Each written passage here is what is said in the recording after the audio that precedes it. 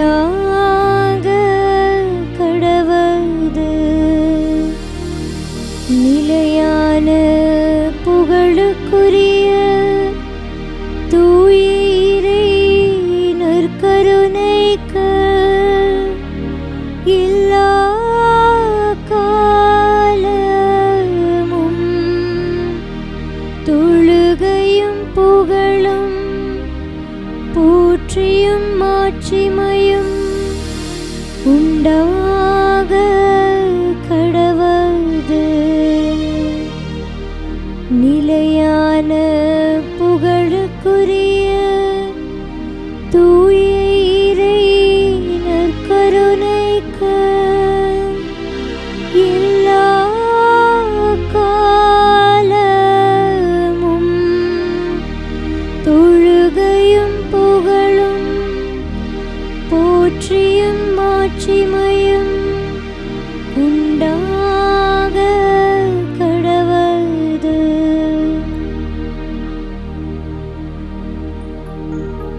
நன்றி இயேசுவே. போற்றி தகப்பனே. இந்த அருமையான புதிய நாளுக்காக, இந்த தவ காலத்தில் இந்த தியானத்தின் 3வது நாளுக்காக நன்றி செலுத்துகிறோம். இந்த நாளிலே நாங்கள் கடந்த 2 நாட்களில் சிந்தித்தவற்றுக்கு ஒரு மாற்றாக இருந்து ஒரு மிகப்பெரிய ஆசீர்வாதத்தை பெறக்கூடிய பிள்ளைகளாக ஆண்டவர் எங்களை பயன்படுத்துவீராக. ஏதோ அமைதியின் தூதனாய் என்னையே மாற்றுமே. எனவே நாங்கள் உப்பாக ஒளியாக வாழ்ந்து பாவத்தை விட்டு விலகி என்று அமைதியின் தூதர்களாக வாழக்கூடிய ஆசீர்வாதத்தை கொடுத்தது. நாங்கள் அமைதியை பெற வேண்டும் என்றால் எங்களுக்கு தீமை செய்தவர்களையும் மன்னிக்க வேண்டும். எங்களை அன்பு செய்பவர்களை மட்டுமல்ல, மாறாக எங்களை வெறுப்போருக்காகவும் நாங்கள் ஜெபிக்க வேண்டும். இந்த ஒரு நல்ல உணர்வோடு இந்த நாளில் ஏதோ இந்த பாடல் வரிகளை பாடி ஆண்டவரை புகழ்ச்சி செய்து நம் ஆராதனைக்குள்ளாக கடந்து செல்வோம். அமைதியின் தூதனாய் என்னையே மாற்றுமே.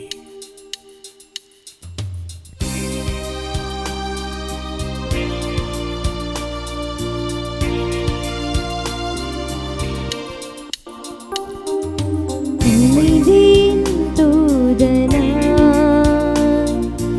என்னையே மாற்றுமே. அமைதியின் தூதனாய் என்னையே மாற்றுமே. அன்பனே இறைவனே என்னிலே வாருமே. அமைதியின் தூதனாய் என்னையே மாற்றுமே. பகைமை உள்ள இடத்தில் பாசத்தை விதைக்கவும், வேதனை நிறைந்த மனதில் மன்னிப்பை நிரப்பவும் தகப்பனே, உம்முடைய நிறைவான வல்லமையின் ஆசீர்வாதம் எங்களுக்கு கிடைக்க பகைமையை நாங்கள் வேறறுத்து பாசத்தை விதைத்து வாழ வேண்டிய அருளை தர உம்மை நோக்கி மன்றாடுகிறோம். பகைமை உள்ள இடத்தில் பாசத்தை வளர்க்கவும், பகைமை உள்ள இடத்தில் பாசத்தை வளர்க்கவும், வேதனை நிறைந்த மனதில் மன்னிப்பை வழங்கவும், கலக்கம் அடையும் வாழ்வில் நம்பிக்கை எல்லாம் நிறைந்திருக்கிறது. பகைமையில் பாசத்தை, வேதனையில் மன்னிப்பை, மாறாக கலக்கத்தில் நாங்கள் நம்பிக்கையை ஊட்டக்கூடிய அருளை தந்து காப்பீராக. தகப்பனே, ஒரு அருமையான துயர் நிறைந்த தருணங்களில் எல்லாம் உம்முடைய வல்லமை எங்களுக்குள் நிறைந்து செயல்பட வேண்டிய கிருபை எங்களுக்கு கிடைப்பதாக. கலக்கம் அடையும் போது நீர்தாமே எங்களுக்கு நம்பிக்கை உணர்வை கொடுக்கக்கூடிய தெய்வமாக இருந்து ஆசீர்வதிப்பீராக. இந்த 3வது நாளிலே ஆண்டவரிடத்தில் நாங்கள் மன்னிப்பை எதிர்பார்த்து வேண்ட வந்திருக்கிறோம். எங்களை மன்னிக்கவும், நாங்கள் அடுத்தவர்களை மன்னிக்கக்கூடிய ஆசீர்வாதத்தை கொடுத்து காத்தருளும்.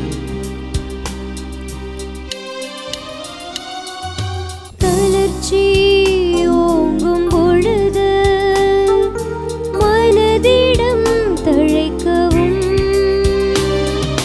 தளர்ச்சி ஓங்கும் பொழுது மனதிடம் தழைக்கவும்.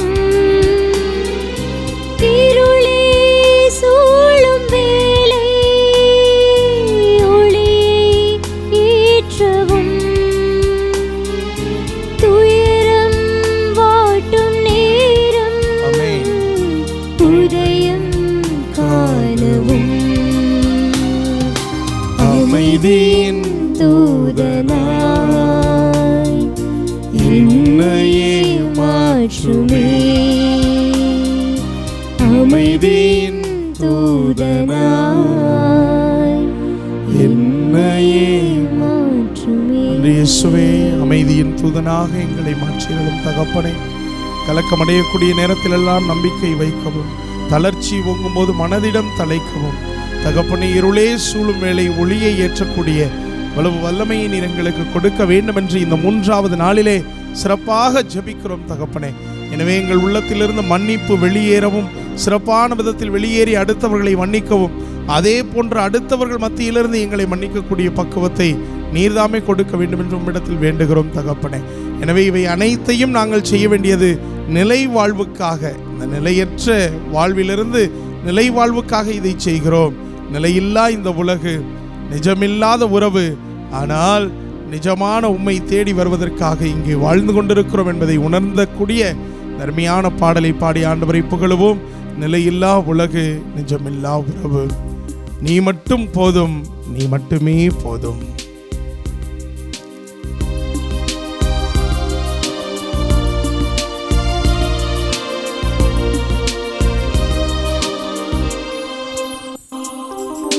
நிலையில்லா உலகு, நிஜமில்லா உறவு, நிலையானதொன்றும் இங்கில்லை. நேற்றும் இன்றும் என்றும் மாறாத தெய்வம், நீ மட்டும் போதும் எப்போதும். நீ மட்டும் போதும், நீ மட்டும் போதும், நீ மட்டும் போதும் எப்போதும். நீ மட்டும் போதும், நீ மட்டும் போதும், நீ மட்டும் போதும் எப்போதும். ஆசையிலே பிறந்த ஆணவத்தில் வளர்ந்து ஆடி இங்கு அடங்குது வாழ்க்கை. பல நேரங்களில் நாங்கள் இவ்வாறாகவே இருந்துவிட்டு போகிறோம் தகப்பனே. எங்களது ஆசை நிறைவேறினால் போதும் என்று வாழ்வது அல்ல, மாறாக அடுத்தவர்களுடைய நலனை காத்து, அடுத்தவர்களை மனதார வாழ்த்தி, அவர்களுடைய ஆசீர்வாதத்தில் நாங்கள் ஆண்டவரை புகழ்வதுதான் வாழ்க்கை என்பதை உணர எங்களுக்கு வரத்தை தந்த இந்த வார்த்தைகளினால் நாங்கள் அதை உணர ஆசிரியை கொடுத்தருளும். ஆசையிலே பிறந்து ஆணவத்தில் தொடர்ந்து ஆடி இங்கு அடங்குது வாழ்க்கை. வாழ்வு தரும் வார்த்தை, வாழ்க்கை தன்னை வளர்த்தால் வசந்தம் வந்து நம்மில் என்றும் தங்கும். ஆமென். ஆசையிலே பிறந்து ஆணவத்தில் தொடர்ந்து ஆடி இங்கு அடங்குது வாழ்க்கை. வாழ்வு தரும் வார்த்தை, வாழ்க்கை தன்னை வளர்த்தால் வசந்தம் வந்து நம்மில் என்றும் தங்கும். நீ மட்டும் போதும், என் வாழ்வு மாறும். நீ மட்டும் போதும், என் வாழ்வு மாறும். நீ மட்டும் போதும் எப்போதும். நிலையில்லா உலகு, நிஜமில்லா உறவு, நிலையானதொன்றும் இங்கில்லை. நேற்றும் இன்றும் என்றும் மாறாத தெய்வம், நீ மட்டும் போதும் எப்போதும். பொய்மையிலே பிறந்து போலியாக நடந்து பொழுதிங்கு போகுது கழிந்து, உண்மைதனை உணர்ந்து வாழ்ந்தால் எங்களுக்கு தகப்பனே ஊதியத்தை நீர் கொடுப்பீர் என்ற நம்பிக்கை இருக்கிறது ராஜா. எனவே கடந்த 2 நாட்களில் நாங்கள் சிந்தித்ததை போன்று பாவம் எப்படி எங்களை அடிமையாக்குகிறதோ அதிலிருந்து ஒரு விடிவை தேடி வரும்போது நிச்சயமாக அந்த உண்மை எங்களுக்கு வாழ்வை கொடுக்கும் என்ற நம்பிக்கை உணர்வோடு ஜெபிக்கிறோம். ஆண்டவர் எங்களை கரம் கொடுத்து ஆசீர்வதிப்பீராக. பொய்மையிலே விழுந்து போலியாக நடந்து பொழுது இங்கு போகுது கழிந்த உண்மைதனை உணர்ந்து உறுதியுடன் எழுந்தால் ஊதியங்கள் தேவையில்லை நமக்கு. தகப்பனே பொய்மையிலே விழுந்து போலியாக நடந்து பொழுதிங்கை கழித்துக் கொண்டிருப்பவர்கள் பல பேர் இருக்கிறார்கள் தகப்பனே. உண்மைதனை உணர்ந்து வாழக்கூடிய வல்லமை, ஆசீர்வாதம், கிருபை நீர் எங்களுக்கு கொடுப்பீராக. தேவையில்லை நமக்கு. நீ மட்டும் போதும், நீங்க போதும், நீங்க போதும், நீங்க போதும், நீங்க போதும், நீங்க போதும் தகப்பனே. உம்முடைய ஆசீர்வாதம் போதும் ராஜா. நீ மட்டும் போதும், நீ மட்டும் போதும், என் வாழ்வு மாறும். நீ மட்டும் போதும் எப்போதும். நிலையில்லா உலகு, நிஜமில்லா உறவு, நிலையானதொன்றும் இங்கில்லை. நேற்றும் இன்றும் என்றும் மாறாத தெய்வம் நீ மட்டும் போதும் எப்போதும்.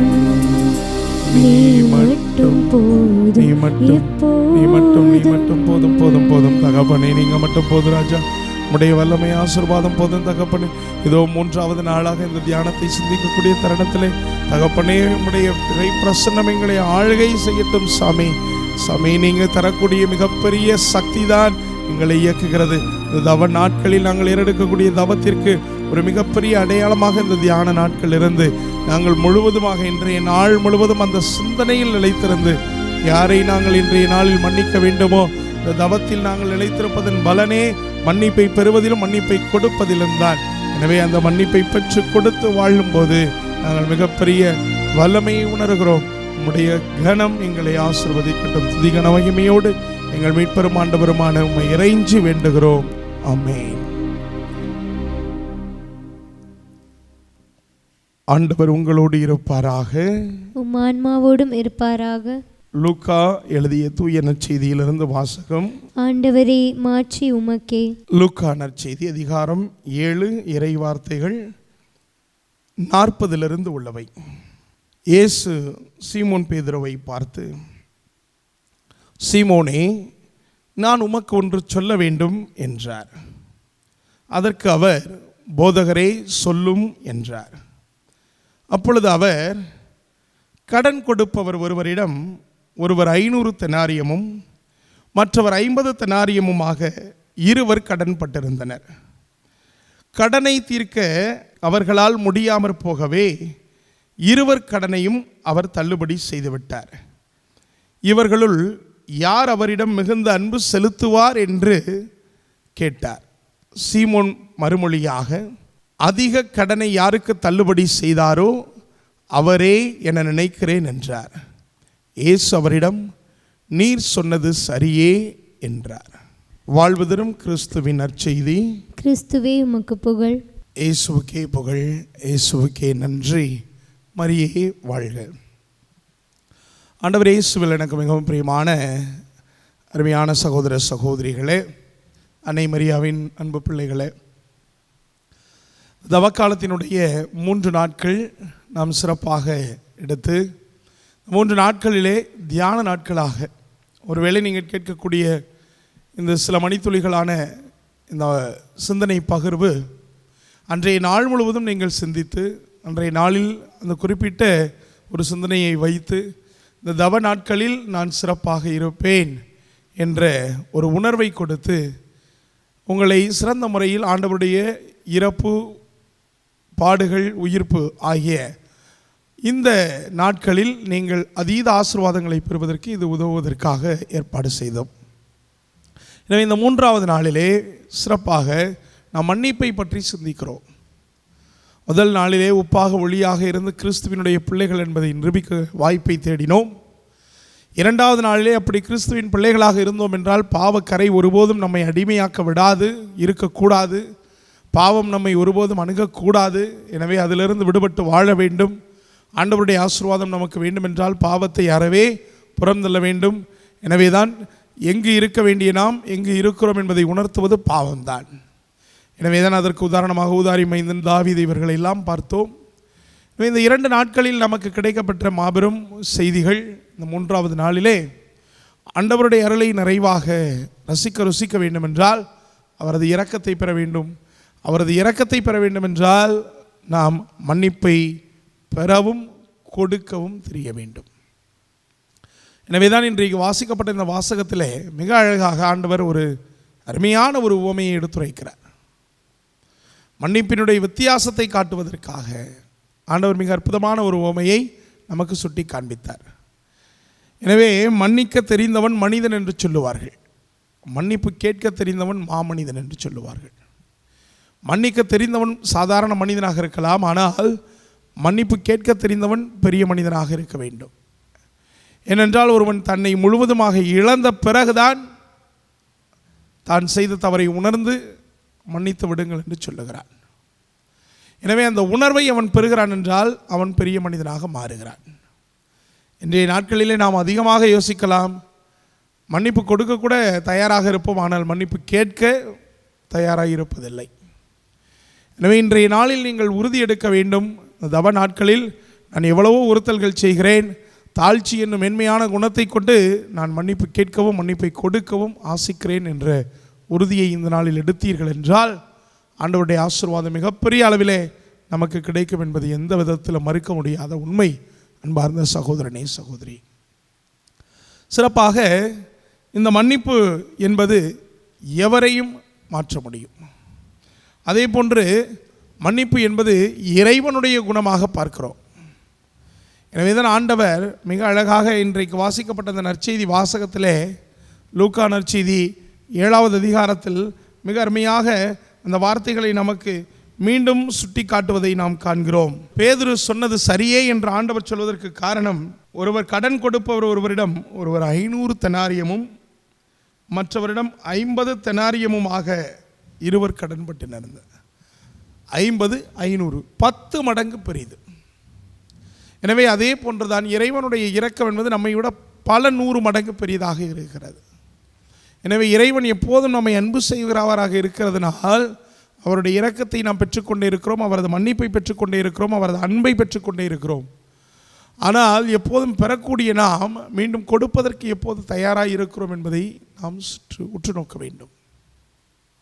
எனவே மன்னிப்பு கேட்க வேண்டும், கொடுக்க வேண்டும் என்ற அந்த ஒரு எண்ணத்தோடு இன்றைய நாளில் சிந்தித்து சிறப்பாக ஆண்டவர் அந்த மன்னிக்கும் குணத்தை அவர் நம்மிடையே எதிர்பார்க்கிறார். அது நம்மை விடுவிக்கும்.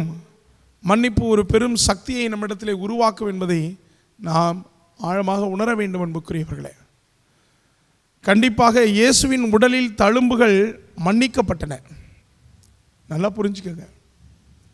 ஆண்டவர் இயேசு பாடுபட்டு இறந்து உயிர் தெழுந்த பிறகு தன்னுடைய அன்பு சீடர்களுக்கு தோன்றிய போது ஆண்டவருடைய உடலில் காயங்கள் இருந்தன, தழும்புகள் இருந்தன.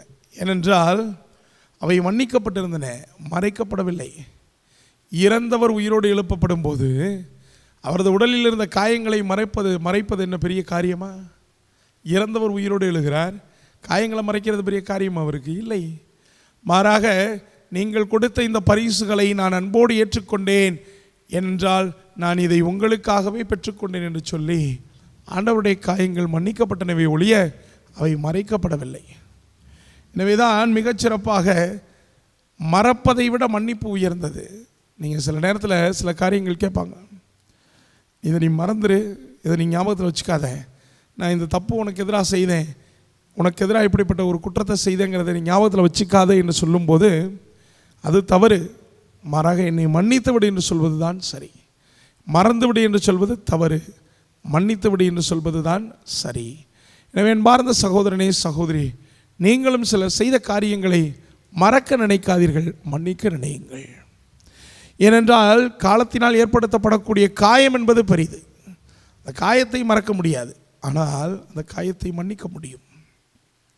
உதாரணத்திற்கு சொல்கிறேன். அருட்சகோதரி ராணி மேரி அவர்கள் பிப்ரவரி மாதம் 25ஆம் தேதி 1995ஆம் ஆண்டு சரந்தர் சிங் என்ற ஒரு கொடூரமான முறையிலே குத்தி கொலை செய்யப்பட்டார். குத்தி கொலை செய்யப்பட்ட பிறகு 23ஆம் தேதி ஜனவரி மாதம் 1999ஆம் ஆண்டு, ஏறக்குறைய 4 ஆண்டுகள் கழித்து மிகச்சிறப்பாக அந்த சரந்தர் சிங் அவர்களை சிறையில் சென்று சந்தித்து அவரை சகோதரனாக ஏற்றுக்கொண்ட போது அவன் அடைந்த மகிழ்ச்சிக்கு அளவே இல்லை. ஒருவேளை அவன் குத்தி கொன்றதை அவர்களால் மறக்க முடியுமா? மறக்க முடியாது. ஏனென்றால் உடனிருந்த சகோதரி, உடன் பிறந்தவர், வாழ்ந்தவர், தன் பிள்ளையாக பெற்றெடுத்த அந்த பெற்றோர்கள், இவர்களெல்லாம் அதை மறக்க முடியுமா? மறக்க முடியாது. ஆனால் மன்னித்தார்கள், சகோதரனாக ஏற்றுக்கொண்டார்கள். இதுதான் முக்கியம். எனவே அன்பார்ந்த சகோதரனே, சகோதரி, நாம் எப்போதும் மன்னிப்பதற்கு தயாராக இருக்க வேண்டும். எனவே மன்னிப்பதும் மறப்பதும் ஒன்றல்ல. நீங்கள் உடனே போட்டு குழப்பிக்காதீங்க. நான் மறந்துட்டேன் அப்படின்னு சொல்லாதீங்க, நான் மன்னிச்சிட்டேன்னு சொல்லுங்கள் சில காரியங்களை. எனவே மன்னிப்பதும் மறப்பதும் ஒன்றல்ல என்பதை நீங்கள் இந்த உதாரணத்தின் மூலமாக எடுத்துக்கொள்ள வேண்டும். இரண்டாவதாக, மன்னிப்பு என்பது உணர்வு மட்டுமல்ல, அது ஒரு செயல்பாடு. அதை செயலில் காட்ட வேண்டும். மன்னிச்சிட்டேன் அப்படின்னு சும்மா வார்த்தையில் சொல்லாமல் அதை செயலில் காட்ட வேண்டும். உதாரணத்திற்கு, நாம் ஒருவரை மன்னிக்கிறோம் என்றால் நமது கண்களிலிருந்து கண்ணீராக வரும். ஏனென்றால் அவர் கொடுத்த காயம் பெரிது. அந்த காயத்திற்கு மருந்து கிடையாது. ஆனால் நான் மன்னிக்கிறேன் என்று சொல்லும்போது அது மருந்தாக மாறி அந்த காயத்திலிருந்து கண்களிலிருந்து கண்ணீர் வடியும் போது அதுதான் அந்த செயல்பாடு. ஒரு வேளை அதிகம் இன்னும் உச்சமாக போனால் கட்டிப்பிடித்து விடுவார்கள். ஏனென்றால் அப்படிப்பட்ட காயத்தை அவர்கள் ஏற்படுத்தி இருப்பார்கள். ஆனால் நான் மன்னிக்கிறேன் என்று சொன்னால் ஆண்டவர் விரும்பக்கூடிய காரியம் அதுதான். ஏனென்றால் சிலுவையில் இருந்தபோதே, சிலுவையில் தொங்கிக் கொண்டிருந்த போது, அவரையே அவர்கள் கொத்தி கொண்டிருக்கும் போது அவர் சொல்கிறார், பிதாவே இவர்களை மன்னியும். அதே போலதான் முதல் மறைசாட்சி ஸ்தேவான் ஆண்டவர் இயேசுவை பின்பற்றியதனால், ஆண்டவர் இயேசுவை பின்பற்றி வாழ்ந்ததனால் அவரும் அந்த வார்த்தையை சொல்லுகிறார், இவர்கள் மீது இந்த பலியை சுமத்தி விடாதே. அப்போ கத்தோலிக்க கிறிஸ்தவர்களாகிய நாமும் தவ காலத்திலே தவ உடை அணிகிறோம், தவத்தை ஏறெடுக்கிறோம், நாம் செய்ய ஆசைப்படுகிறோம். ஆனால் எந்த அளவிற்கு என்பதை நாம் உணர வேண்டும் அன்பார்ந்த சகோதரனே, சகோதரி. எனவே நமக்குள் அந்த எண்ணம் ஏற்பட வேண்டும். நான் மன்னிக்கிறேன், மன்னிப்பை கொடுக்கிறேன், நான் மன்னிப்பதில் பழகி இருக்கிறேன் என்ற எண்ணம் நமக்குள் ஏற்பட வேண்டும். மூன்றாவதாக, மன்னிப்பினால் நமது பார்வை மாற்றம் பெறும். நாம் பார்க்கக்கூடிய விதம், இவர் இப்படித்தான், ஒருவேளை நீங்கள் மன்னித்து விட்டீர்கள் என்றால் அப்படி நினைக்க மாட்டீர்கள். உதாரணத்திற்கு, ஒருவர் உங்களுக்கு எதிராக எப்போதும் தவறு செய்து கொண்டிருக்கிறார். ஆனால் அவர் அப்படிப்பட்டவர் தான் என்பதை நீங்கள் மனதிற்குள் ஏற்றிவிட்டீர்கள் என்றால் ஒருபோதும் அவரை நீங்களும் மாற்ற மாட்டீர்கள், அவரும் மாற மாட்டார். ஆனால் நீங்கள் அவரை மன்னித்து விட்டீர்கள் என்றால் உங்கள் பார்வையும் மாற்றம் பெறும். இது ஒரு இடத்தில் நடந்த நிகழ்வு. ஒருவர் எப்போதும் ஒருவரை தொந்தரவு செய்து கொண்டே இருப்பார். ஒருவர் எப்போதும் அவரை விளையாட்டாக கல்லை தூக்கி போட்டு விளையாண்டுட்டு இருப்பார். அவர் மேலே தொந்தரவு செய்து கொண்டே இருப்பார். ஒரு நாள் பூரான் ஒன்று, பெரிய பூரான், அவர் காலடிக்கு கீழே வந்து நிற்கிது. அவர் கொஞ்சம் தூரத்தில் நிற்கிறார், எந்திரிச்சு போக முடியாது. சொல்லி பார்த்துட்டு கடைசியில் கத்தி பார்த்தாரு, கத்த முடியல. கல்லை தூக்கி அவர் மேலே அடித்தார். அது அமைதியான சூழ்நிலை, எனவே சத்தம் போட்டு கூப்பிட முடியாதனால கல்லை தூக்கி அடித்தார். அவர் நினச்சிக்கிட்டாரு வழக்கம் போல் கல்லை தூக்கி அடிக்கிறாருன்னு. ஆனால் அந்த கல்லை தூக்கி அடித்தவனையும் அவர் கரெக்டாக கால் எடுத்து வைக்க பூரான் கிடச்சிருச்சு. இப்படி அந்த நேரத்திலே அவர் நினைத்தது இதுதான், இவர் ஏன் என்னை தொந்தரவு செய்து கொண்டு இருக்கிறார்? அவர் கள்ளதனம் தூக்கி போட்டுருக்காரு, நான் பரவாயில்ல, கண்டுக்க மாட்டேன். ஒருவேளை அவர் திரும்பி இருந்தார்னா அவர் சொல்லியிருக்க வாய்ப்பு இருக்குது. ஆனால் இப்படிப்பட்ட சூழ்நிலைகள் பல நேரங்களில் நாம் மன்னிப்பதில்லை, மறக்க நினைக்கிறோம். எனவே மன்னிப்பினால் நமது பார்வை மாற்றம் பெற வேண்டும். காந்தியடிகள் அவரை துன்பப்படுத்திய ஒரு ப்ரொஃபஸர் பீட்டர், அந்த பீட்டர் என்கிற பேராசிரியர் காந்தி எப்போதும் துன்பப்படுத்துவார், அவரை இகழ்ச்சிக்கு உட்படுத்த வேண்டும் என்று நினைப்பார். அப்படி இருக்கும்போது ஒரு நாள் அந்த பீட்டர் அவர்கள் உணவறையிலே உணவருந்து கொண்டிருக்கிறார். அப்படி உணவருந்து கொண்டிருக்கும்போது காந்தி அவர்கள் அவரது அருகே வந்து உணவை பெற்று வந்து அவரது அருகே அமர்கிறார். அப்போது காந்தியை பார்த்து அந்த பீட்டர் அவர்கள் சொல்கிறார், மிஸ்டர் காந்தி, பன்றியும் பறவையும் ஒன்றாய் அமர்ந்து உண்ண முடியுமா என்று கேட்கிறார். பன்றியும் பறவையும் ஒன்றாய் அமர்ந்து உண்ண முடியுமா என்று காந்தியை பார்த்து அவர் கேட்டவுடன் காந்தி உடனடியாக சொல்கிறார், அப்படி என்றால் நான் பறவை பறந்து போகிறேன் என்று சொல்லி எழுந்து சென்று விடுகிறார். பாருங்கள், எவ்வளோ பெரிய அழகான ஒரு உதாரணம். அங்கு அவர் செய்வது எவ்வளவு இழிவான செயல் என்பதை அறிந்த பிறகும் அவரை முழு மனதோடு மன்னித்து அதே நேரம் அவருக்கு உண்டான தக்க பாடத்தை புகட்டி செல்கிறார் காந்தி. அதனால தான் அவர் தேசத்தந்தை. எனவே என்பார்ந்த சகோதரனே சகோதரியே, மன்னிக்க வேண்டும், மன்னிப்பை கொடுக்க வேண்டும், பெற வேண்டும். நான்காவதாக, ஜெபம் மன்னிப்பின் மிகச்சிறந்த சக்தி. ஆண்டவர் எவ்வளவு அழகாக சொல்கிறார், உங்களை துன்புறுத்துவோருக்காக ஜெபியுங்கள் என்று. கிறிஸ்தவத்தில் இப்படிப்பட்ட காரியம் மிக அழகாக நடந்தேறி கொண்டிருக்கிறது பல இடங்களிலே. மணிப்பூர் மாநிலத்தில் நடந்த கலவரத்தில் அந்த அருமையான சகோதர சகோதரிகள் ஒரு கையட்டையை பிடித்து கொண்டிருந்தார்கள். இந்நேரம் நாங்கள் எங்கள் கையில் விவிலியம் இல்லை என்றால், நாங்கள் சாதாரண மனிதர்களாக இருந்திருந்தால் எங்கள் பெண்களை தொட்டவர்களுடைய தலை இன்று மண்ணிலே உருண்டு ஓடியிருக்கும். ஆனால் எங்கள் கரங்களில் கொடுக்கப்பட்டிருப்பது ஆண்டவருடைய விவிலியம். எனவே நாங்கள் அவர்களை மனிதர்களாக மாற்ற முயற்சிக்கிறோம், மன்னிக்கிறோம் என்று சொல்லி. இதுதான் பெரிய விஷயம். எனவே கிறிஸ்தவர்களாகிய நாம் மன்னிப்பை ஜெபம் செய்வதனால், அவர்கள் ஜெபித்ததனால மாறி போய் நிற்கிறாங்க. எனவே அப்படிப்பட்ட ஒரு நல்ல அன்புக்குரிய பிள்ளைகளாக உருமாற நாம் அழைக்கப்பட்டிருக்கிறோம். இன்னும் சிறப்பாக இறுதியிலே சிறு பிள்ளைகள் கூட நமக்கு போட்டியாக மன்னிப்பதில் மாறி நிற்பார்கள். இது பல நேரங்களில் நடக்கும். சின்ன பிள்ளைங்க 2 சண்டை போடுவோம். நேராக அம்மாட்ட போய் சொன்ன உடனேயும் அம்மா 2 பேரும் சண்டை போடுவாங்க. ஆனால் அவங்க அம்மாக்கள் 2 பேர் சண்டை போட்டு இருக்கும்போது பிள்ளைகள் 2 ஒன்றாகி போயிட்டே இருக்கும். ஒன்றுமே சொல்ல முடியாது. சிறு பிள்ளைகள் பல நேரங்கள் நமக்கு மிகப்பெரிய உதாரணங்களாக நிற்பார்கள். அப்படித்தான் தூய டோமினிக் அவர்களுடைய வாழ்க்கையில் நடந்த நிகழ்வு இது. அவரது அப்பா தினந்தோறும் அன்றாடம் குடும்ப ஜெபம் சொல்வதற்காக ஒன்று சேருவார்கள். அப்படி குடும்ப ஜெபம் சொல்ல ஒன்று சேர்ந்தபோது, விண்ணுலகில் இருக்கிற எங்கள் தந்தையை இந்த ஜெபத்தை சொல்லி முடித்துவிட்டு அனைவரும் உணவருந்து செல்கிறார்கள். அப்போது டோமினிக் அவர்களுக்கு மிகப்பெரிய சந்தேகம். இது என்ன, நாம் இப்போது தான் சொன்னோம் எங்களுடைய எதிரிகளையும் மன்னிக்க வேண்டும், நாங்கள் அவர்களுக்காக நாங்கள் வேண்டுகிறோம் என்று சொல்லி நாங்கள் ஜெபித்தோம். ஆனால் அப்பா, நம்முடைய பெரியப்பா வீட்டில் இருக்கக்கூடிய சண்டையை அன்றாடம் வளர்த்து கொண்டிருக்கிறீர்கள்.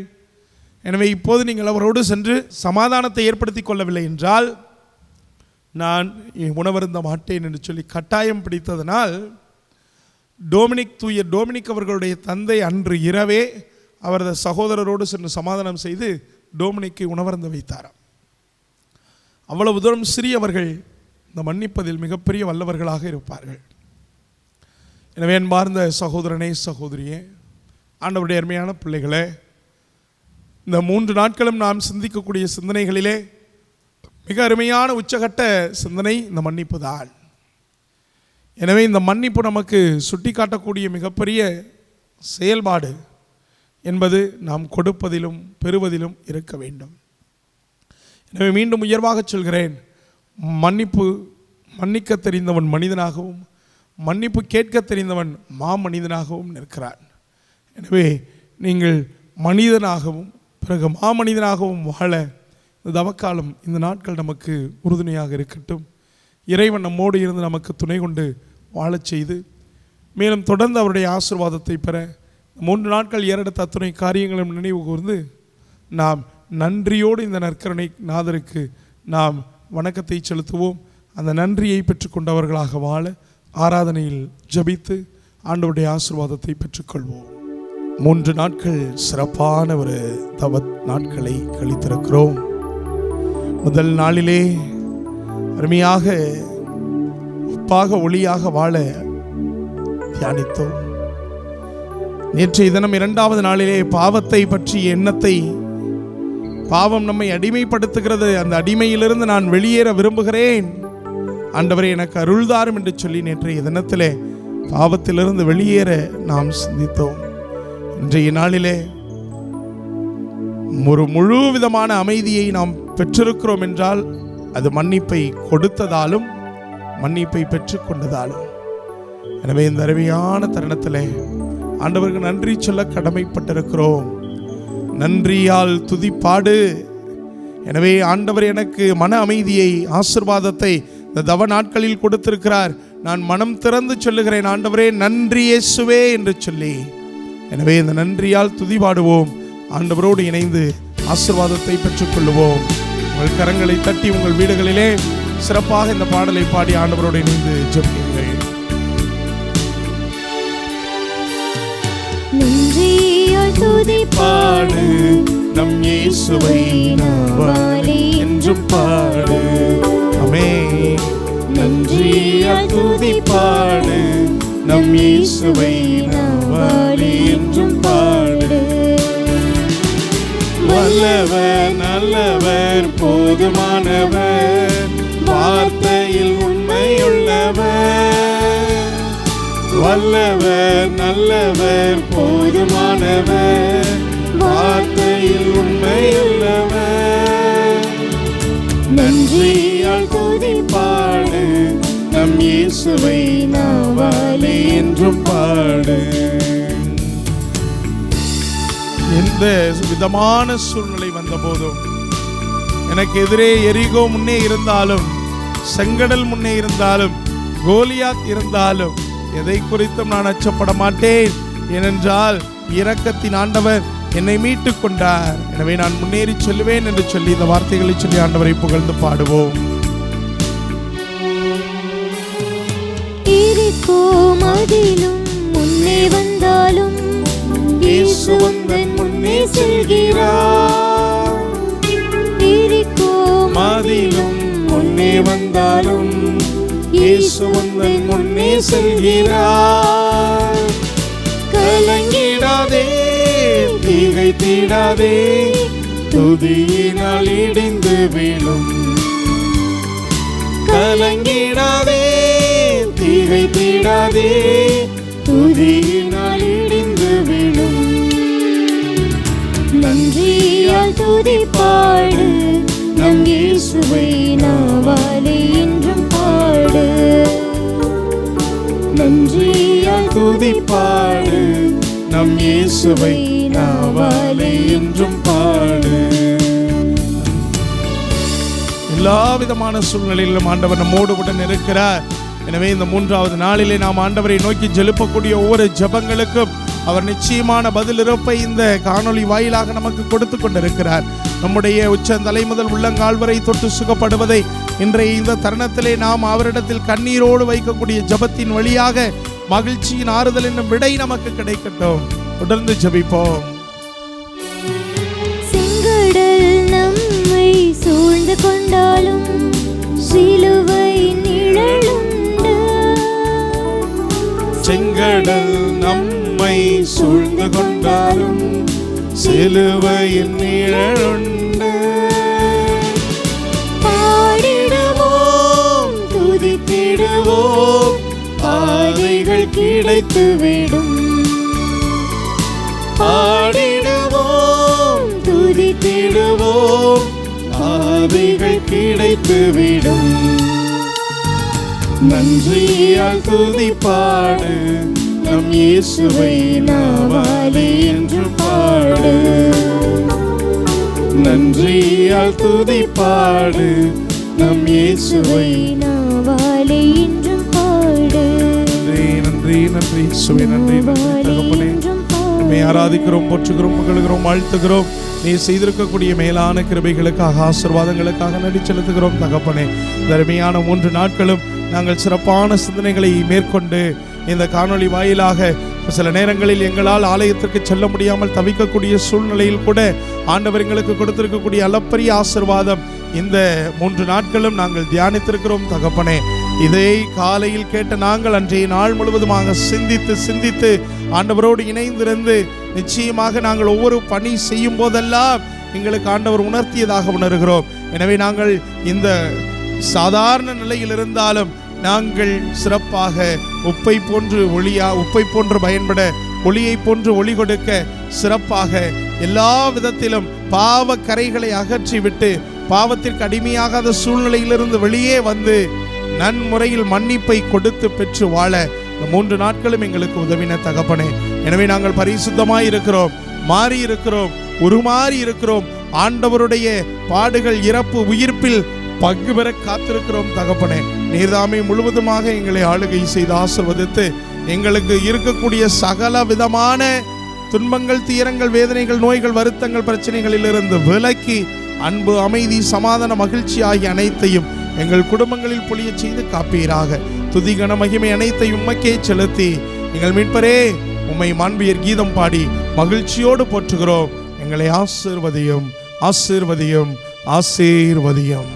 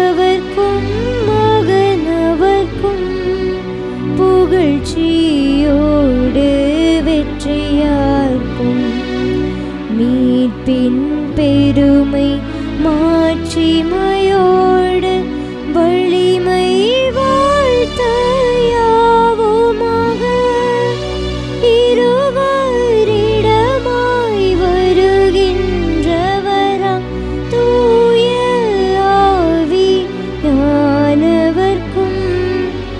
அளவில்லாத சம புகழ்ச்சி இன்றுமே உண்டாகுக. ஆமென். இனியன தேவன் வாழ்கவே. வானின்றவர்களுக்கு அப்பமளித்தீரே, இனிமேலாம் தன்னகத்தை கொண்ட அப்பம் இதுவே. மன்றாடுவோமாக. இறைவா, இந்த வியப்புக்குரிய திருவருட்சாதனத்திலே உம்முடைய பாடுகளின் நினைவை எங்களுக்கு விட்டு சென்றீரே. உமது திருவுடல் திரு ரத்தத்தின் மறைபொருளை வணங்கும் நாங்கள் உமது மீட்பின் பலனை இடைவிடாமல் அனுபவிக்க அருள் புரியும். தந்தையாகிய இறைவனோடு தூய ஆவியாரின் ஒன்றிப்பின் என்றென்றும் ஆழ்ந்து ஆட்சி செய்கின்ற உம்மை மன்றாடுகின்றோம்.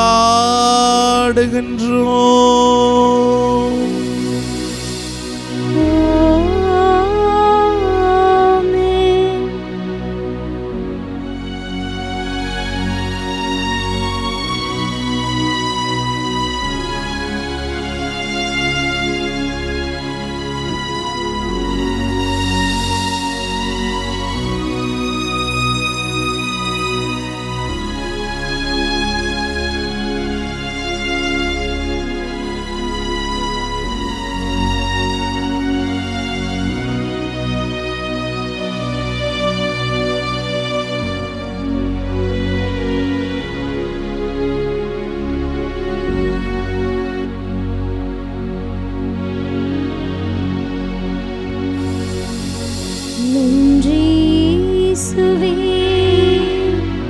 நன்றி இயேசுவே,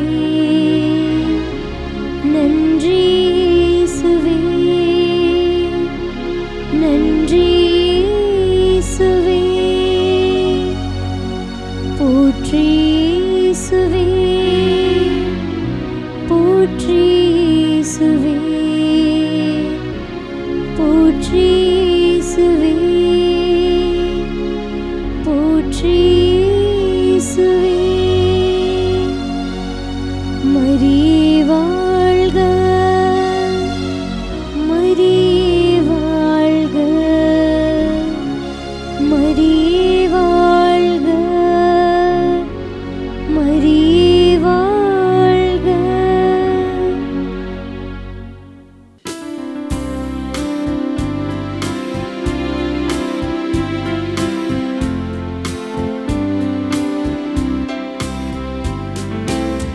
தலைவா உனை வணங்க என் தலைமேல் கரம் குவித்தே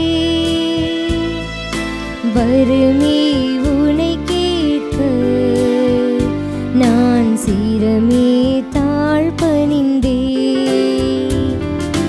தலைவா உனை வணங்க என் தலைமேல் கரம் குவித்தே வரமே உனை கேட்க நான் சிரமே தாழ் பணிந்தே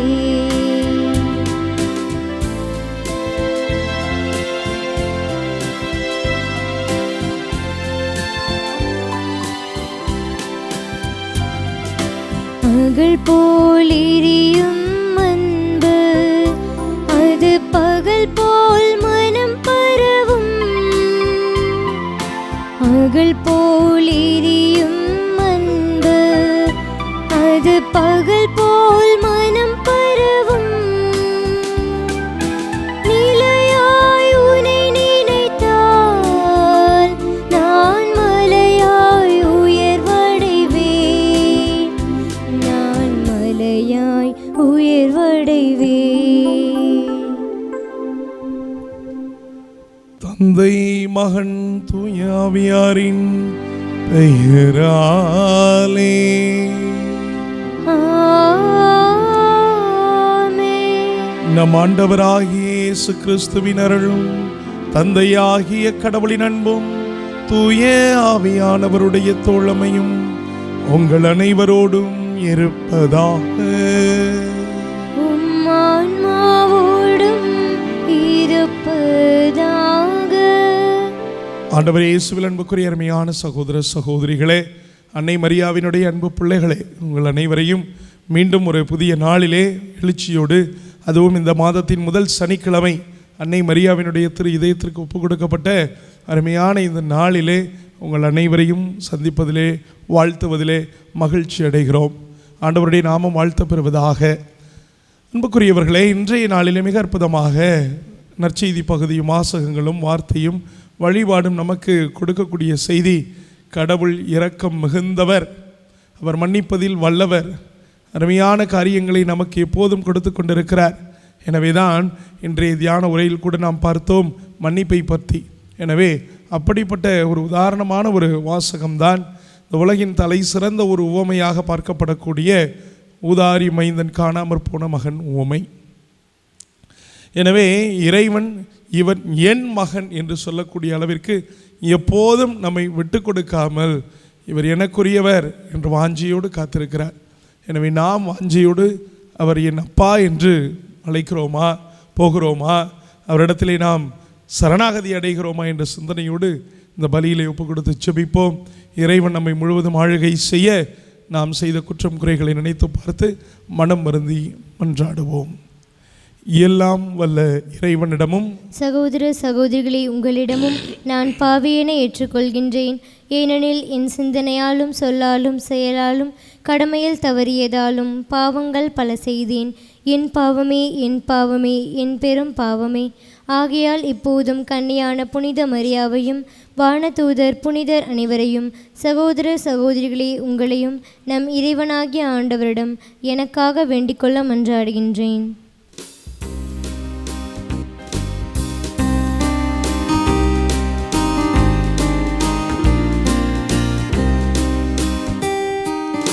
ஆண்டவரே இரக்கமாயிரும், ஆண்டவரே இரக்கமாயிரும். கிறிஸ்துவே இரக்கமாயிரும், கிறிஸ்துவே இரக்கமாயிரும். ஆண்டவரே இரக்கமாயிரும்,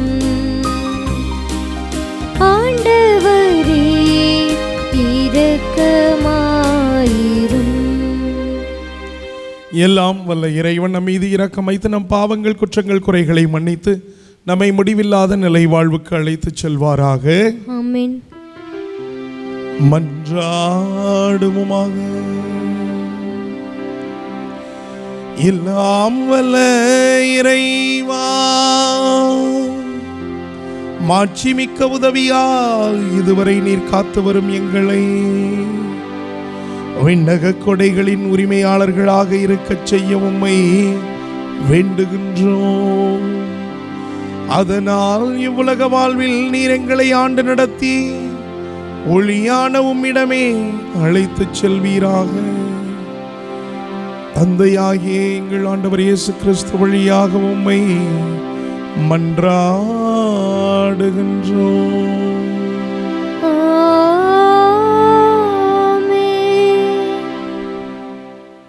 முதல் வாசகம். நம் பாவங்கள் அனைத்தையும் ஆழ்கடலில் எரிந்து விடுவார். இறைவாக்கினர் மீகா நூலிலிருந்து வாசகம். அதிகாரம் 7 14 15 மற்றும் 18 20 வரை உண்டான இறைவார்த்தைகள்.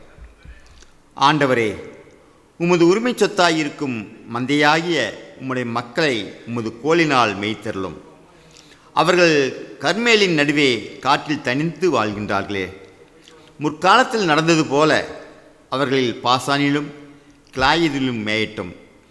எகிப்து நாட்டிலிருந்து நீங்கள் புறப்பட்டு வந்த நாளில் நடந்தது போல நான் அவர்களுக்கு வியக்கத்தகு செயல்களை காண்பிப்பேன்.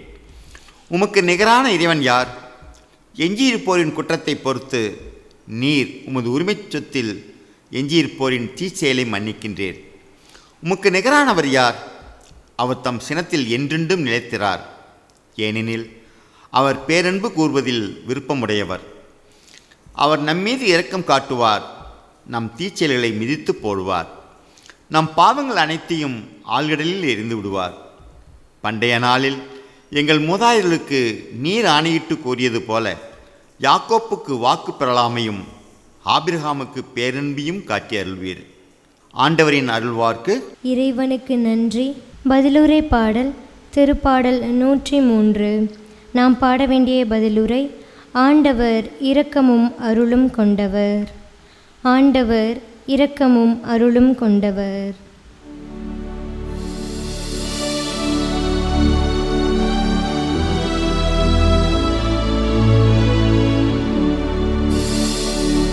ஆண்டவர் இரக்கமும் அருளும் கொண்டவர். ஆண்டவர் இரக்கமும் அருளும் கொண்டவர். இன்னுயிரே ஆண்டவரை போற்றிட, என் முழு உள்ளமே அவரது திருப்பெயரை ஏத்திட. இன்னுயிரே ஆண்டவரை போற்றிட, அவருடைய கனிவான செயல்கள் அனைத்தையும் மறவாதே. ஆண்டவர் இரக்கமும் அருளும் கொண்டவர். அவர் உன் குற்றங்களை எல்லாம் மன்னிக்கின்றார்.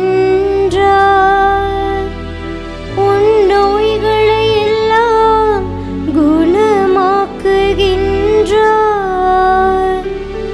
அவர் உன் உயிரை படுகொலை நின்று மீட்கின்றார். அவர் உனக்கு பேரன்பையும் இரக்கத்தையும் மணிமுடியாக சூட்டுகின்றார். ஆண்டவர் இரக்கமும் அருளும் கொண்டவர். ஆண்டவர் இரக்கமும் அருளும் கொண்டவர்.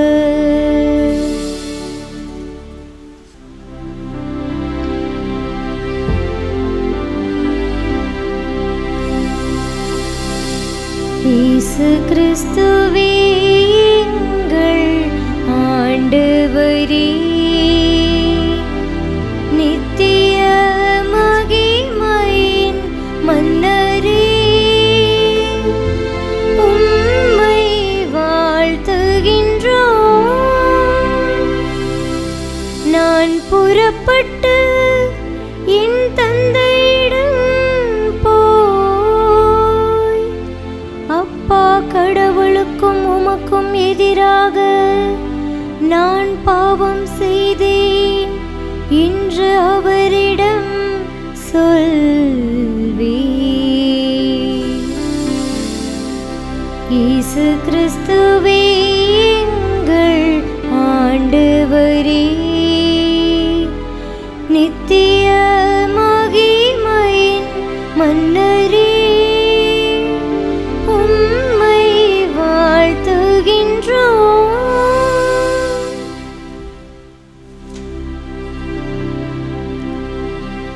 ஆண்டவர் உங்களோடு இருப்பாராக. உம் ஆன்மாவோடும் இருப்பாராக. லூக்கா எழுதிய தூய நற்செய்தியிலிருந்து வாசகம். ஆண்டவரே, மாட்சி உமக்கே. லூக்கா நற்செய்தி அதிகாரம் 15, இறை வார்த்தைகள் 1 முதல் உள்ளவை. வரி தண்டுவோர் பாவிகள் யாவரும் இயேசு சொல்வதை கேட்க அவரிடம் நெருங்கி வந்தனர். பரிசேயரும் மறைநூலறிஞரும் இவர் பாவிகளை வரவேற்று அவர்களோடு உணவருந்துகிறாரே என்று முணுமுணுத்தனர். அப்போது அவர் அவர்களுக்கு இந்த உவமையை சொன்னார். ஒருவருக்கு 2 புதல்வர்கள் இருந்தார்கள்.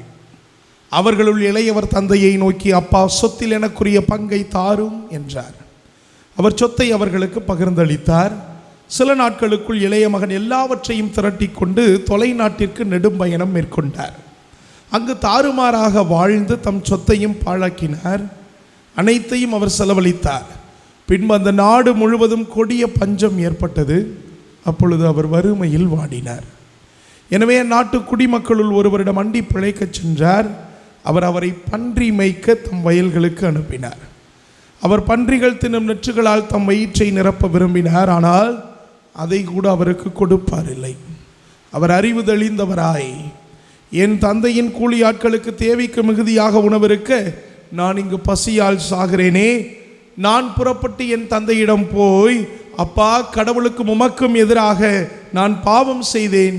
இனிமேல் நான் உம்முடைய மகன் எனப்பட தகுதியற்றவன். உம்முடைய கூலி ஆட்களுள் ஒருவனாக என்னை வைத்துக் கொள்ளும் என்பேன் என்று சொல்லிக் கொண்டார். உடனே அவர் புறப்பட்டு தம் தந்தையிடம் வந்தார். தொலையில் வந்து கொண்டிருந்த போதே அவர் தந்தை அவரை கண்டு பரிவு கொண்டு ஓடிப்போய் அவரை கட்டி தழுவி முத்தமிட்டார். மகனோ அவரிடம், அப்பா, கடவுளுக்கும் உமக்கும் எதிராக நான் பாவம் செய்தேன். இனிமேல் நான் உம்முடைய மகன் எனப்பட தகுதியற்றவன் என்றார்.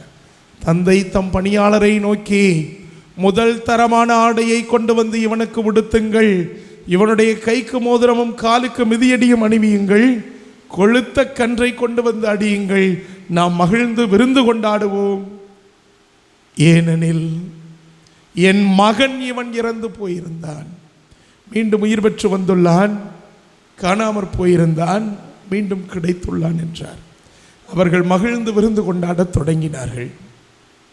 அப்போது மூத்த மகன் வயலில் இருந்தார். அவர் திரும்பி வீட்டை நெருங்கி வந்து கொண்டிருந்த போது ஆடல் பாடல்களை கேட்டு ஊழியர்களுள் ஒருவரை வரவழைத்து, இதெல்லாம் என்ன என்று வினவினார். அதற்கு ஊழியர் அவரிடம், உம் தம்பி வந்திருக்கிறார். அவர் தம்மிடம் நலமாக திரும்பி வந்திருப்பதால் உம் தந்தை கொழுத்த கன்றை அடித்திருக்கிறார் என்றார். அவர் சினமுற்று உள்ளே போக விருப்பம் இல்லாதிருந்தார். உடனே அவருடைய தந்தை வெளியே வந்து அவரை உள்ளே வருமாறு கெஞ்சி கேட்டார். அதற்கு அவர் தந்தையிடம், பாரும், இத்தனை ஆண்டுகளாக நான் அடிமை போன்று உமக்கு வேலை செய்து வருகிறேன். உம் கட்டளைகளை ஒருபோதும் மீறியதில்லை. ஆயினும் என் நண்பரோடு நான் மகிழ்ந்து விருந்து கொண்டாட ஒரு ஆட்டுக்குட்டியை கூட என்றுமே நீர் தந்ததில்லை.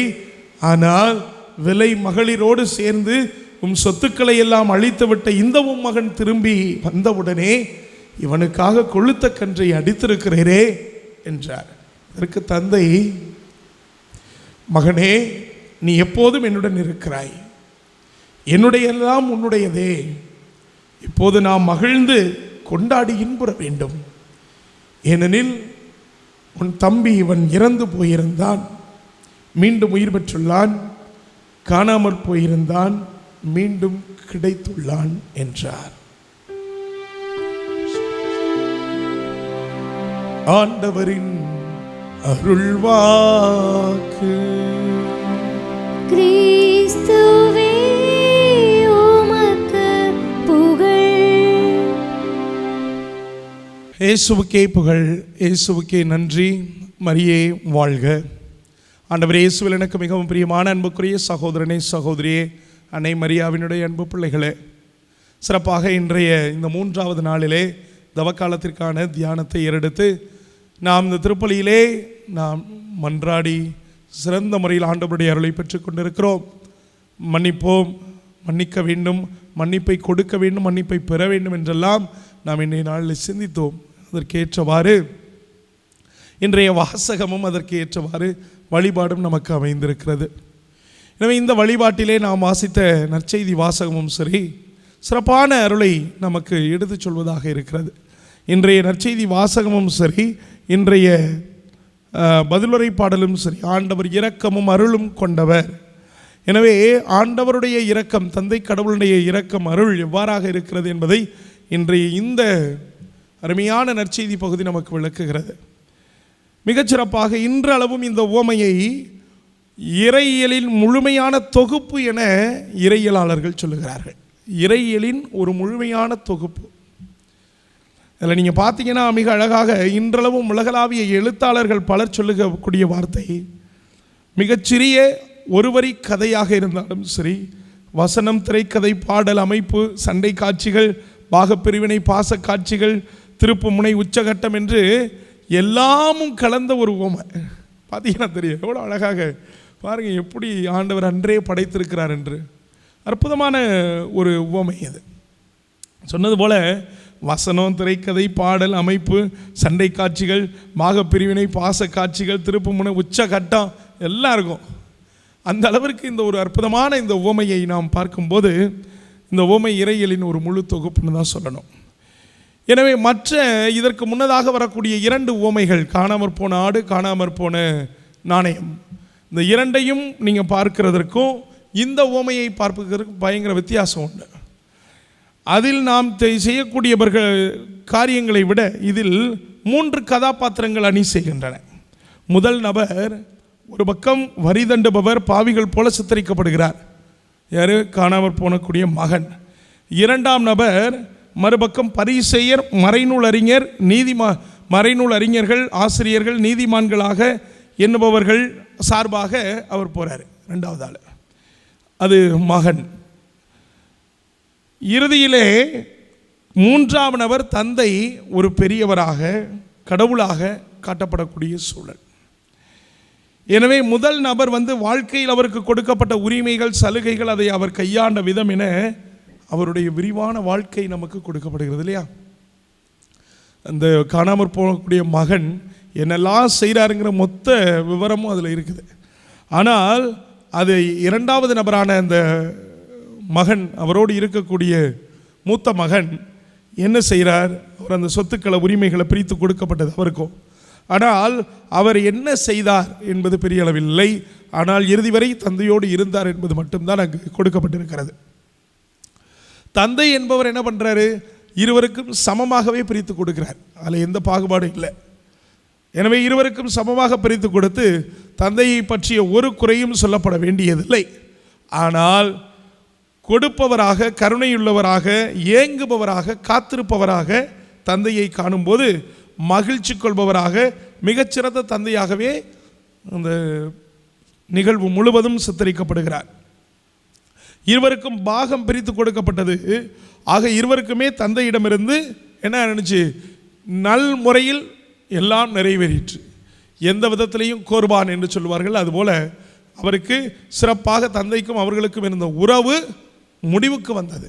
ஏன்னா எப்போது அவர் சொத்தை பிரித்து கொடுத்து விடுகிறாரோ அதோடு தந்தைக்கும் மகனுக்கும் இருக்கக்கூடிய உறவு கோர்பான் என்று சொல்லப்படக்கூடிய அந்த விவிலிய வார்த்தை அங்கு வருகிறது. எனவே என்ன ஆனால் என்ன, இங்கு தான் உவமையின் திருப்புமுனை நீங்கள் பார்க்கணும். வசனம் 13 சில நாட்களுக்குள் இளைய மகன் நெடும்பயணம் மேற்கொண்டார். இறுதியில் எல்லாம் தீர்ந்து போக என்னவானான் என்பது கதையினுடைய முடிவு. தாறுமாறாக வாழ்தல். இங்கு தாறுமாறாக வாழக்கூடிய வாழ்வு என்பது அதாவது பாவத்தினுடைய படிநிலைகள். பாவத்தினுடைய படிநிலைகளாக 7 படிநிலைகள் இருக்கின்றன. ஒவ்வொன்றும் ஒவ்வொரு சூழ்நிலையை பொறுத்தது. முதலில் சுய விருப்பம் வெளிப்படும், பின்பு சுய நலத்தோடு போராடக்கூடிய நிலைப்பாடு, அதிலிருந்து மீண்டுமாக எல்லாவற்றையும் தனக்கென ஒதுக்கி கொள்ளுதல், இறுதியில் எங்கு இருக்க வேண்டுமோ அங்கு இல்லாமல் போவது. பாருங்க, முதல்ல அந்த இளைய மகன் தன்னுடைய விருப்பத்தை தெரிவிக்கிறான். பாவத்துக்கு போகிறதுக்கு தன்னுடைய விருப்பத்தை தெரிவித்தவுடன் தந்தை அவனுக்கு உண்டானதை கொடுத்தவுடன் அந்த கொடுத்த கையோடு அதை தனக்கென மாற்றிக்கொள்ளுகிறான். எல்லாவற்றையும் விற்று விடுகிறான். ஏன்னா இப்போ தந்தை பிரித்து கொடுத்த பிறகு அவன் அவரோடு சேர்ந்து வாழ்ந்தான் என்றால் என்ன செய்ய முடியாது? அதை அனுபவிக்க முடியாது.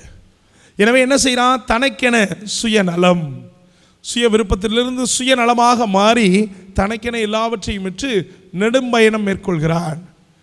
தனிமை. நீங்கள் அதிகமாக யோசிச்சு பார்த்தீங்கன்னா தெரியும், நம்ம பாவம் செய்யும்போது கூட்டு சேர்க்க மாட்டோம். தீமை செய்யும்போது, அப்படி தீமை பாவம் செய்யும்போது கூட்டு சேர்ந்தால் கண்டிப்பாக மாட்டுவான். எனவே தான் என்ன பண்ணுவான்? தனியாகவே ஓடி போயிடுவான். இவன் இந்த மகனை என்ன பண்ணுறான்? தனிமை. அப்பாவோட கூட இருந்தால், அண்ணனோட கூட இருந்தால் என்ன செய்ய முடியாது? குடிச்சு கூத்தடிக்க முடியாது, எல்லா தவறான காரியங்களும் செய்ய முடியாது. நீங்கள் நல்லா யோசிச்சு பாருங்கள். ஒரு குடிகாரர் ஒருவர் இருக்கிறார் என்றால் அவர் அவ்வளவு நேரம் அந்த வீட்டில் சந்தோஷமாக இருந்திருப்பார், மனைவி பிள்ளைகளோடு இருந்திருப்பார், எல்லா உறவுகளுக்கும் மத்தியில் இருந்திருப்பார். ஆனால் அவர் குடிச்சிட்டு வந்துட்டார்னா என்ன நடக்கும்? கடந்த வாரம் கூட ரயிலில் பயணம் செய்த போது இது நடந்தது. நாகர்கோயிலிருந்து ஒரு ட்ரெயினில் வந்தோம். அப்படி வரும்போது வந்துக்கிட்டு இருக்கும்போது எல்லாம் ஒரு 8 பேர் அமர்ந்திருந்தோம் அந்த அந்த இருக்கை வசதியிலே. அதுவரை ஒரு தாத்தா ஒருவர் எங்களோடு தான் இருந்தார். சரியாக அந்த இரவு நேரம் வந்தவுடன் அவருக்கு வச்சுருந்த அந்த பையிலேருந்து ஒரு பெரிய பாட்டில் எடுத்து பின்னால் போய் ஒளிஞ்சிருந்து குடிச்சிட்டு வந்தார். அதுவரை அந்த தாத்தாட்ட அவ்வளவு சந்தோஷமாக பேசிட்டு வந்த அந்த குடும்பங்கள், அது யாருனே தெரியாது, பேசிட்டு வந்த குடும்பங்கள் அவர் குடித்த பிறகு அவரை முழுவதுமாக அறவே வெறுத்து ஒதுக்கி விட்டார்கள். அவரும் வாயை துறக்கலை. அதுவரை அவ்வளோ சந்தோஷமாக பேசிட்டு வந்தவர் அதுக்கடுத்து அந்த குற்றத்தை செய்த பிறகு, அந்த பாவத்தை செய்த பிறகு அவர் வாயே துறக்கலை, அமைதியாக வந்தார். அது போன்றுதான். எனவே தனிமையை தேடி ஓடுவார்கள். இந்த தனிமை அடுத்த கட்டமாக எங்கு கொண்டு போவோம்? இழிவான செயலுக்கு. பாருங்க, அதுக்கடுத்து அவன் அந்த தனிமையை நோக்கி சென்ற பிறகு அற்ப சுகத்தை நாடுறான். அற்ப சுகம். எல்லா பாவமே அற்ப சுகத்தை தான் கொடுக்கும், நிரந்தர சுகத்தை கொடுக்காது. நிரந்தரமான சுகத்தை எப்போதுமே அனுபவிக்க முடியாது. ஒரு பொய் சொன்னீங்கன்னா அந்த நேரத்துக்கு சந்தோஷமாக இருக்கும், ஆனால் பல மணி நேரத்துக்கு மனசு படபடன்னு இருக்கும். யாருக்கு எதிராக நம்ம சொன்னோமோ அவங்கள பார்க்கும்போதெல்லாம் நமக்கு வலிக்கும், அவங்கள பார்க்கும்போதெல்லாம் கண்டுபிடிச்சிருவாங்களோன்னு பயப்படுவோம். எனவே அற்ப சுகத்துக்காக இதுவும் அப்படித்தான். இவன் அந்த எல்லாவற்றையும் செலவழித்த அந்த நண்பர்கள் அவர்கள் உடன் இருக்கும் வரை அற்ப சுகத்தை அனுபவித்தான். போன பிறகு அவனுக்கு ஏற்பட்டது கொடுமை, தனிமை. அந்த தனிமையினால் அவன் இழிவான காரியத்திற்கு செல்கிறான். எங்கே இருக்கணும்? மாட மாளிகையில் செந்நிறை ஆடை அணிவித்து, மோதிரம் கைக்கு மோதிரம் காலுக்கு மிதியடி, சகல விதமான பணியாட்களோடு ராஜாவை போல் வாழ வேண்டியவன் எங்கே இருக்கிறான்? பன்னிக்குட்டியோட. பன்றிகள் தின்னக்கூடிய காரியம் கூட அவனுக்கு கிடைக்கல. அப்போ அவ்வளவு இழிவான காரியத்திற்கு அவன் அங்கே போயாச்சு.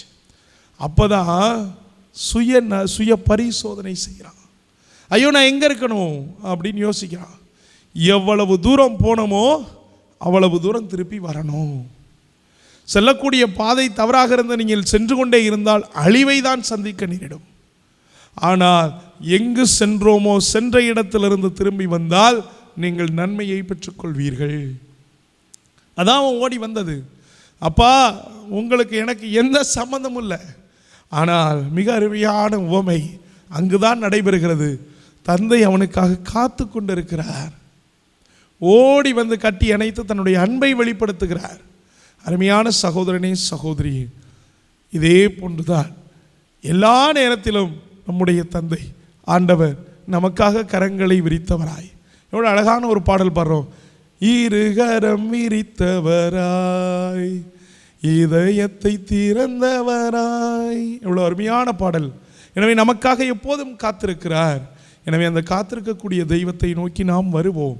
எனவே இந்த தீமையை இந்த தவக்காலத்தில் மட்டும் தவிர்த்து விட்டு இருந்து விடாதீர்கள். மாறாக நான் தொடக்கத்தில் தியான உரையில் சொன்னது போல, மன்னிக்க தெரிந்தவன் மனிதன், மன்னிப்பு கேட்க தெரிந்தவன் பெரிய மனிதன் என்று சொல்லுவார்கள். எனவே நாம் தந்தையிடத்தில் சென்று அந்த தந்தையிடத்தில் சென்று அவன் அந்த மன்னிப்பை கேட்டதனால் பெரிய மனிதனாக மாறி நிற்கிறான் பாருங்க.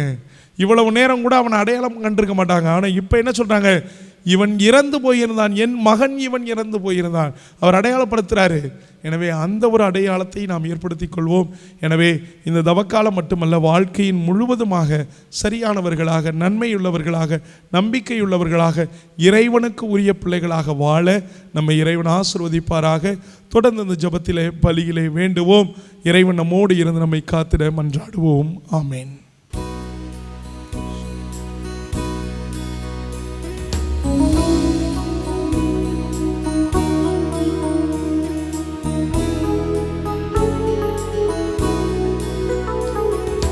கோதுமை அப்பத்தில் திராட்சை ரசத்தில் உம்மையே எமக்களித்தார். கோதுமை அப்பத்தில் திராட்சை ரசத்தில் உம்மையே எமக்களித்தார். மனிதவதாரம் உம்மையே தந்ததே, மனிதவதாரம் உம்மையே தந்ததே, என்னை நிறைவாக்கிடுவே, உம்மோடு வாழ்ந்திடுவே. என்னை உமக்களித்தேன், உந்தன் அன்பை சுவைத்தேன், என்னை இழந்து விட்டேன். இயேசுவே ஏற்றிட வேண்டுகிறேன். அன்பார்ந்த சகோதரமே, நீங்களும் நானும் இணைந்து ஒப்புக் கொடுக்கும் இறைவனின் இந்த மாண்புக்குரிய திருப்பலி எல்லாம் அல்ல தந்தையாகிய கடவுளுக்கு ஏற்றதாகும்படி மன்றாடுங்கள். ஆண்டவர் தமது பேரின் புகழ்ச்சிக்காகவும் மாட்சிக்காகவும் நமது நன்மைக்காகவும் புனித திரு அவை அனைத்து நலனுக்காகவும் உமது கையிலிருந்து இப்பலியை ஏற்றுக்கொள்வாராக.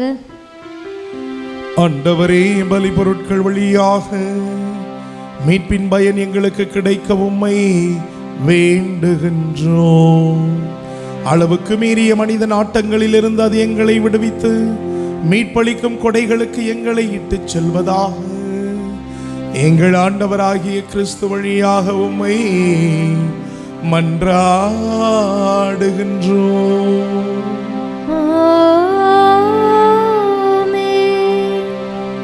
ஆண்டவர் உங்களோடு இருப்பாராக. உம்மான்மாவோடும் இருப்பாராக. இதயங்களை மேலே எழுப்புங்கள். ஆண்டவரிடம் எழுப்பியுள்ளோம். நம் இறைவனாகிய ஆண்டவருக்கு நன்றிவன் பாடுவோம். அது தகுதியும் நீதியுமானதே.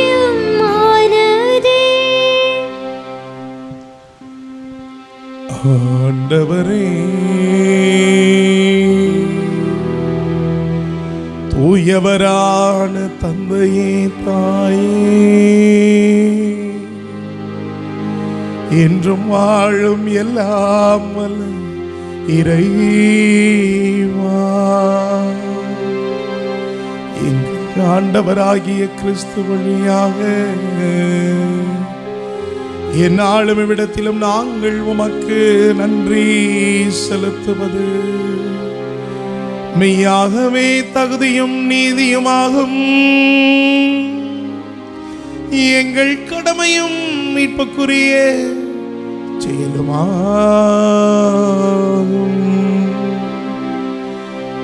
ஏனெனில் உமது பேரருளாலும் நம்பிக்கையாளர் மன தூய்மை பெற்று ஆண்டுதோறும் பாஸ்கா விழாவின் மறைபொருள்களை மகிழ்ச்சியுடன் எதிர்பார்த்திருக்க செய்கின்றேன். அதனால் பக்தியுள்ள வேண்டல்களிலும் அன்பு செயல்களிலும் அவர்கள் மென்மேலும் ஈடுபட்டு தங்களுக்கு புத்துயிர் அளிக்கும் மறை நிகழ்வுகளில் பங்கு கொண்டு பிள்ளைகளுக்குரிய அருளை நிறைவாக பெறச் செய்கின்றேன். ஆகவே வானக தூதர் அனைவரோடும் சேர்ந்து நின்று மன்னக தூதர்களாகிய நாங்களும் உம்மை போற்றி புகழ்ந்து அறிக்கையிட்டு ஆர்ப்பரித்து பாடுவதாவது: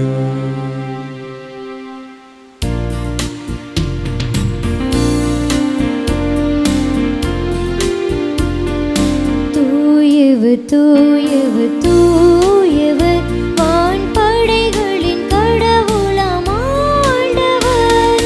விண்ணகமும் மண்ணகமும் உமது மாட்சியால் நிறைந்துள்ளன. உன்னதங்களிலே ஓசன்னா, உன்னதங்களிலே ஓசன்னா. ஆண்டவர் பெயரால் வருகிறவர் ஆசி பெற்றவர். உன்னதங்களிலே ஓசன்னா, உன்னதங்களிலே ஓசன்னா.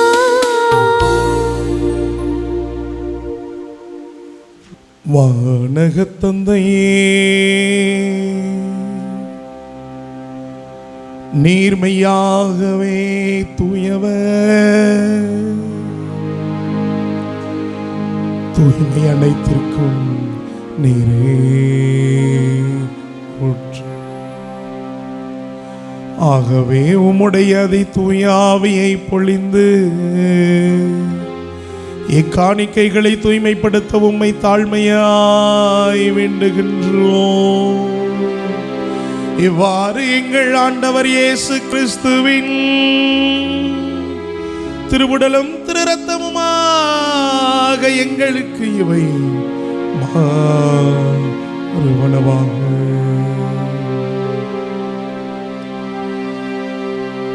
அவர் பாடுபட உளம் கனிந்து தம்மை கையளித்த போது அப்பத்தை எடுத்து நன்றி செலுத்தி தம் சீடருக்கு அளித்து அவர் கூறியதாவது: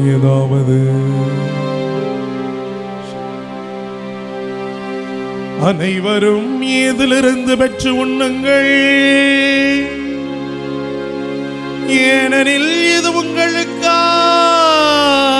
கையளிக்கப்படும் என் உடல்.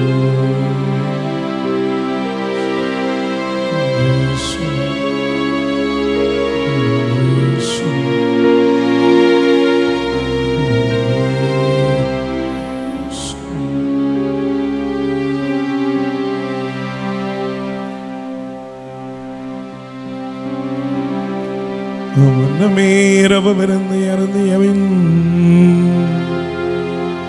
கிண்ணத்தை எடுத்து நன்றி செலுத்தி தம் சீடருக்கு அளித்து கூறினார்: அனைவரும் இதிலிருந்து பெற்று பருகுங்கள், ஏனெனில் இது புதிய நிலையான உடன்படிக்கைக்குரிய என் இரத்தத்தின் கிண்ணம். இது பாவ மன்னிப்புக்கென்று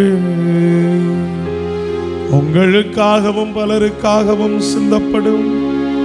இதை என் நினைவாக செய்யுங்கள்.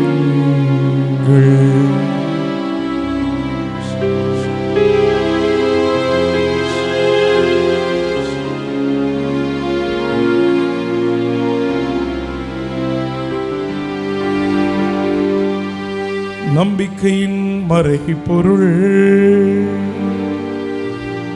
ஆண்டவரே, நீர் வருமளவும் உமது இறப்பினை அறிக்கையிடுகின்றோம்.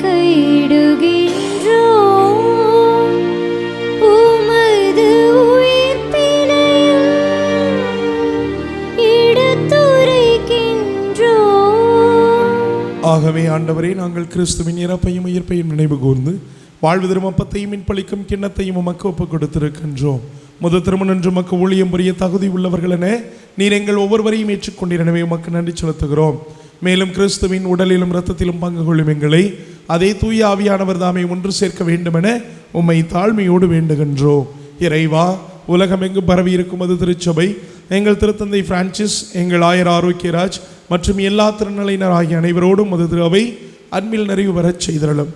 அன்புக்குரிய தகப்பனே, இன்றைய நற்செய்தியில் சொல்லப்பட்டதை வாசிக்கப்பட்டதை போன்று ராஜா, இந்த உலகத்தில் எத்தனையோ பிள்ளைகள் பெற்றோருக்கு தகுதி இல்லாதவர்களாக இருக்கிறார்கள். பெற்றோர்கள் நம்புகிறார்கள், என் மகன் என் வீட்டில் இருக்கிறான் என்று. ஆனால் அந்த வீட்டுக்குள் இருந்தே எவ்வளவோ தீமையான காரியங்களை செய்யக்கூடிய பிள்ளைகள் இன்று பெருகி வருகிறார்கள் தகப்பனே. இருப்பினும் பெற்ற மனம் பித்து என்று சொல்வது போன்று எல்லா தந்தையும் தாயும் அரவணைத்துக் கொள்கிறார்கள். எனவேதான் தெய்வங்கள் கூட தோற்று போகலாம் தந்தையினுடைய அன்பு என்று சொல்லி பாடல் வரிகள் அமைக்கப்படுகிறது என்றால், அந்த அளவிற்கு தந்தையினுடைய அன்பு. ஒவ்வொரு தந்தையும் உழைத்து தனது வியர்வை இரத்தத்தை சிந்தி தான் படிக்காவிட்டாலும் தன் பிள்ளை படிக்க வேண்டும், தான் முன்னேற முடியாவிட்டாலும் தன் பிள்ளை சொந்த காலில் நிற்க வேண்டும் என்று ஓடக்கூடிய ஒவ்வொரு தந்தைக்காக ஜெபிக்கிறோம். அவர்களை தவிக்க விடக்கூடிய பிள்ளைகளுக்காகவும் மன்றாடுகிறோம்.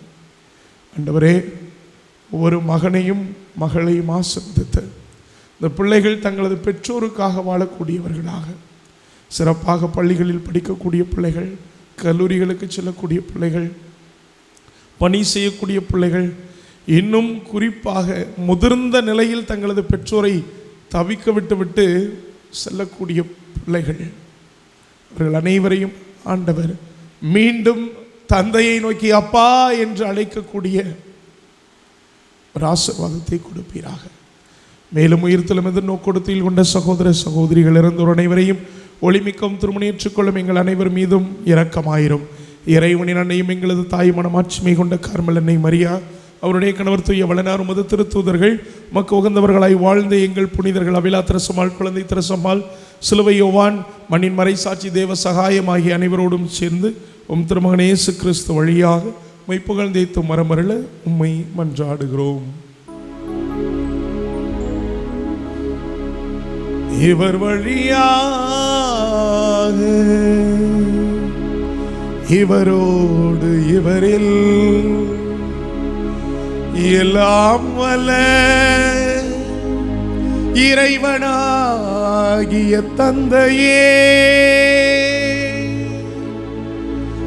தூய ஆவியாரின் ஒன்றிப்பில் எல்லா புகழும் மாட்சியும் என்றென்றும் உமக்கு உரியதே.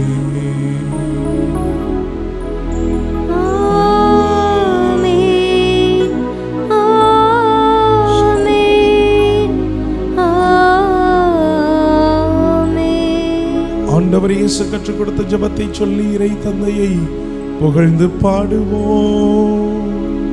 விண்ணுலகில் இருக்கின்ற எங்கள் தந்தையே, உமது பெயர் தூயது என போற்ற பெருக, உமது ஆட்சி வருக, உமது திருவுளம் விண்ணுலகில் நிறைவேறுவது போல மண்ணுலகிலும் நிறைவேறுக. எங்கள் அன்றாட உணவை இன்று எங்களுக்கு தாரும். எங்களுக்கு எதிராக குற்றம் செய்வோரை நாங்கள் மன்னிப்பது போல எங்கள் குற்றங்களை மன்னியும். எங்களை சோதனைக்கு உட்படுத்தாதேயும், தீமையிலிருந்து எங்களை விடுவித்தருளும். ஆண்டவரை தீமை அனைத்திலிருந்து எங்களை விடுவித்து எங்கள் வாழ்நாளில் அமைதியை கனிவிடல உம்மை மன்றாடுகின்றோம். உமது பேரிரக்கத்தின் உதவியால் நாங்கள் பாவத்திலிருந்து எப்போதும் முழு விடுதலை பெற்று எந்த ஒரு கலக்கமும் இன்றி நலமாயிருப்போமாக.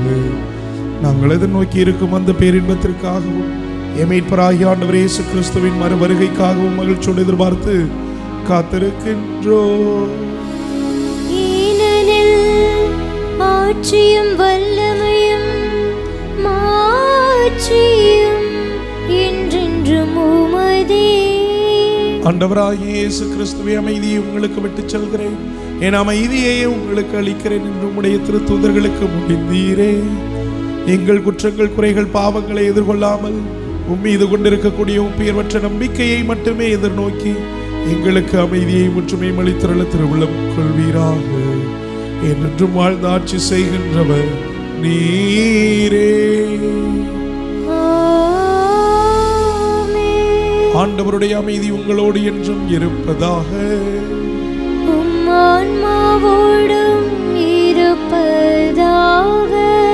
ஒருவருக்கொருவர் பிரவின் வாழ்த்தை அறிவித்து மகிழ்வோம். உலகின் பாவங்களை போக்கும் இறைவனின் செம்மறியே, எங்கள் மேல் இரக்கமாயிரும். உலகின் பாவங்களை போக்கும் இறைவனின் செம்மறியே, எங்கள் மேல் இரக்கமாயிரும். உலகின் பாவங்களை போக்கும் இறைவனின் செம்மறியே, எங்களுக்கு அமைதியை அளித்தருளும். இதோ இறைவனின் செம்மறி, இதோ உலகின் பாவங்களை போக்குகின்றவர், நம்மை தேடி வரக்கூடிய உண்மையான தெய்வம், அப்பாவாக இருந்து நம்மை ஒவ்வொரு போதும் நம்மை விலகிச் செல்லாது காக்கிறவர். இவருடைய உண்மையான விருந்துக்கு அழைக்கப்பட்டு நாம் ஒவ்வொருவருமே பேறு பெற்றோர். ஆண்டவரே, நீர் என் இல்லத்தில் எழுந்தருள நான் தகுதியற்றவள், ஆனால் ஒரு வார்த்தை மட்டும் சொல்லியருளும், எனது ஆன்மா நலமடையும். ஆசை திருவிருந்துக்கான மன்றாட்டு. ஆண்டவரே, நீர் என் இல்லத்தில் எழுந்தருள நான் தகுதியற்றவன், ஆனால் ஒரு வார்த்தை மட்டும் சொல்லியருளும் என்று நூற்றுவர் தலைவன் ஜெபித்தது போல நாங்களும் இப்போது உம் திருப்பாதம் பணிந்து வேண்டுகிறோம். இனிய இயேசுவே, நாங்கள் தகுதியற்றவர்களாய் இருந்தாலும் எங்கள் தகுதியின்மையை பாராமல் நீர் எங்கள் உள்ளங்களில் எழுந்து வாரும். உம் அன்பிலும் அருளிலும் நாங்கள் நிலைத்திருக்க எம்முள் எழுந்து வாரும். உம் பிள்ளைகளாக உயிருள்ள உண்மை சாட்சிகளாக உமது நற்செய்தின்படி வாழ்பவர்களாக எங்களை உருமாற்ற வாரும். தந்தையின் திருவுளப்படி வாழ்ந்திட எங்களுக்கு துணை புரிந்திட வாரும். நன்மை செய்வதில் ஆர்வமுள்ளவர்களாய் தீமைகள் அனைத்திலிருந்தும் விடுதலை பெற்றவர்களாய் வாழவும் எங்களை வழிநடத்த வாரும். எல்லா நலன்களும் வளங்களும் எங்களை நிரப்ப வாரும். ஆமேன். நன்றியோடு மன்றாடுவோமாக.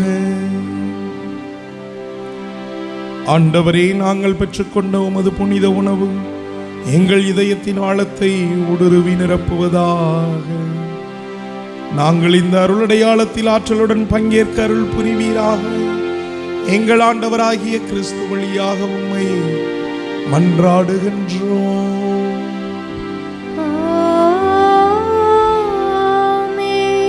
ஆண்டவர் உங்களோடு இருப்பாராக. ஆன்மாவோடும் இருப்பாராக. எல்லாம் வல்ல இறைவன் தந்தை, மகன், தூயாவி உங்களையும் உங்கள் குடும்பங்களையும் நிறைவாக ஆசீர்வதித்து காப்பாராக. அன்னை மரியாவின் அன்பிலும் ஆண்டவர் இயேசுவின் அருளிலும் ஆவியின் வழி நடத்துதலிலும் வாழ சென்று வாருங்கள். இறைவன் நம்மோடு. இறைவனுக்கு நன்றி.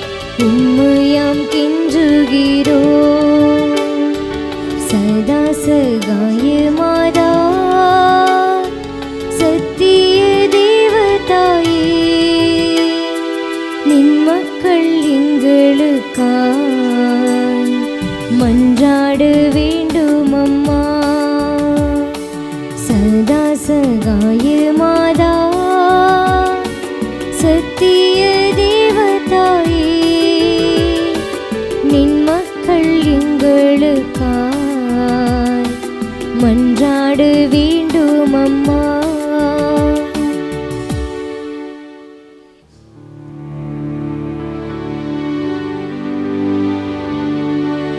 நிலையான புகழுக்குரிய தூய இறை நற்கருணைக்கு எல்லா காலமும் தொழுகையும் புகழும் போற்றியும் மாட்சிமையும் உண்டாக கடவது. தந்தை மகன் தூய ஆவியாரின் பெயராலே ஆமென்.